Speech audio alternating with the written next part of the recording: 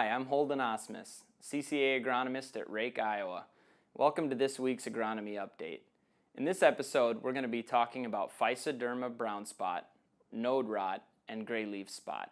With the really wet conditions we've had this year, the environment's very favorable for Physoderma, and we're reaching the time of the season where you should be scouting for this disease. Now, you might have to grab your duck waders or maybe use your kayak to get out into the wet spots, but Physoderma is fairly easy to spot. The symptoms to look for in Physoderma brown spot are round to oval spots that are about 1/4 of an inch in size. Now, these lesions are going to be highly concentrated across the leaf. Another thing to look for would be dark purple to black colored lesions on the midrib of your corn leaf. Now, Physoderma requires a lot of light, free access to water, and warm temperatures in order to survive. So if you're going to be scouting your fields, make sure you target the wettest areas of those fields.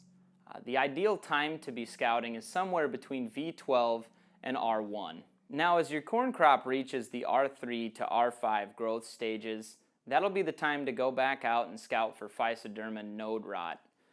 You can spot Physoderma node rot by snapping of the nodes at the lower levels. Usually nodes 6, 7, or 8 are vulnerable for this. It's easy to spot because the nodes are rotted, but the pith on the inside of your stalk will still be fresh and healthy. Now, as far as treatments for Physoderma, some fungicides are labeled for control. However, research at Iowa State University has not shown disease or yield protection through these, so just make sure you consult with your agronomist if you believe that you have Physoderma present in your fields. Now, another disease that thrives in these type of environments is gray leaf spot. Normally when it's warmer temperatures between 75 and 85 degrees, and if you have a very humid day where the relative humidity is greater than 90%, gray leaf spot will start to make a presence. Now, when you're scouting for these, you'll usually see lesions at about tassel time. Now, the weather that we've been having this year might favor for earlier development, so it isn't a bad idea to scout for gray leaf spot when you're out in your fields. What you'll be looking for is a small, oval or jagged shaped, light tan lesion that'll eventually develop into a longer lesion.